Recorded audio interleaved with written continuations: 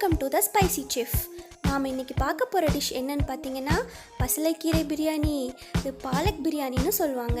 இது mutton chicken மாதிரியே தாங்க, டேஸ்ட் வேறு லெவலில் இருக்குங்க. வீடியோக்குள்ளே போகிறதுக்கு முன்னாடி சேனல் சப்ஸ்கிரைப் பண்ணாமல் இருந்தீங்கன்னா மறக்காமல் சப்ஸ்கிரைப் பண்ணிக்கோங்க.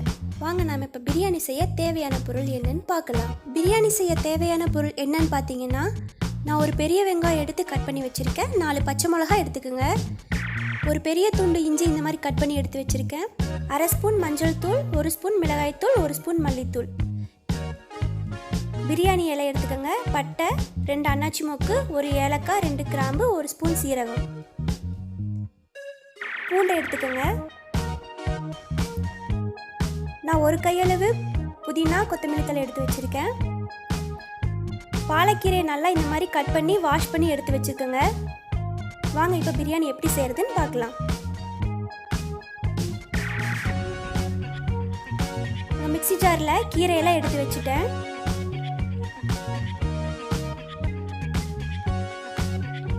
இப்போ எடுத்து வச்சிருக்க இஞ்சி சேர்த்துக்கலாம். பூண்டை எடுத்துக்கோங்க.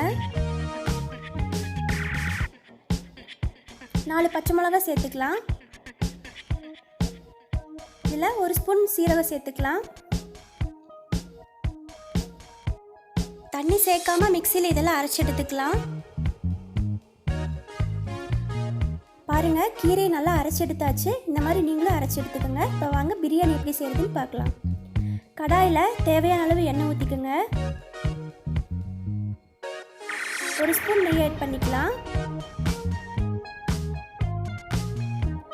எண்ணெய் சூடானதும் நம்ம பிரியாணி எல்லாம் ஆட் பண்ணிக்கலாம். எடுத்து வச்சிருக்க 2 அன்னாச்சி மொக்கு, பட்டை, கிராம்பு எல்லாம் ஆட் பண்ணிக்கலாம். 1 ஏலக்காய் ஆட் பண்ணிக்கோங்க.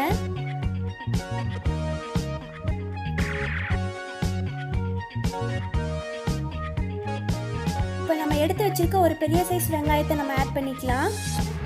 வெங்காயம் நல்லா பொன்னிறமாக வர வரைக்கும் நல்லா வதக்குங்க. அப்போ தான் உங்களுக்கு பிரியாணி டேஸ்ட்டாக இருக்கும். பாருங்கள், வெங்காயம் நல்லா வதங்கிருச்சு. இப்போ நம்ம எடுத்து வச்சிருக்க புதினா கொத்தமல்லி தழை ஆட் பண்ணிக்கலாம்.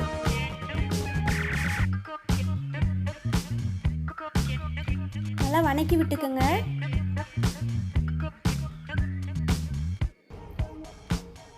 இப்போ தக்காளி ஆட் பண்ணிக்கலாம்.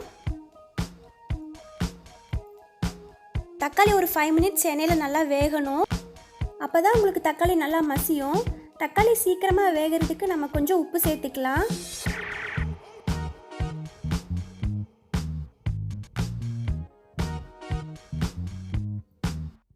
உப்பு சேர்த்து நல்லா கிளறி விடுங்க. பாருங்கள், தக்காளி நல்லா மசிஞ்சிருச்சு. இப்போ நம்ம எடுத்து வச்சிருக்க மசாலா பொருட்கள் எல்லாம் ஆட் பண்ணிக்கலாம்.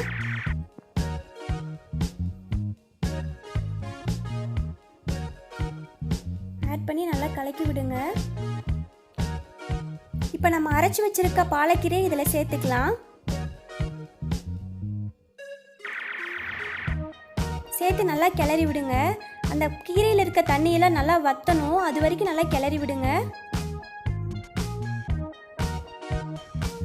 பாருங்க, நல்லா க்ரீனிஷாக வந்துருச்சு. தண்ணியெல்லாம் வத்திருச்சு. இந்த ஸ்டேஜில் நான் தண்ணி ஆட் பண்ணிக்கிறேன். நான் இந்த கிளாஸில் 2 டம்ளர் அரிசி எடுத்தேன். ஸோ 3 டம்ளர் தண்ணி ஊற்றிக்கிறேன்.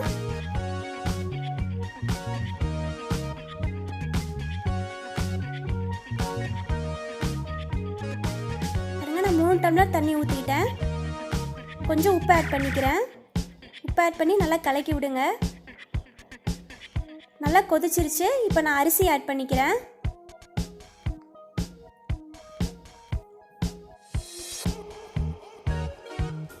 அரிசி சேர்த்துட்டு நல்லா கிளறி விடுங்க.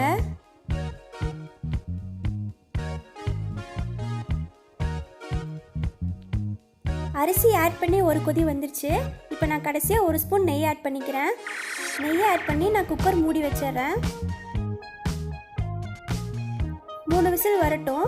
3 விசில் வந்ததும் பிரியாணி எப்படி இருக்குன்னு பார்க்கலாம்.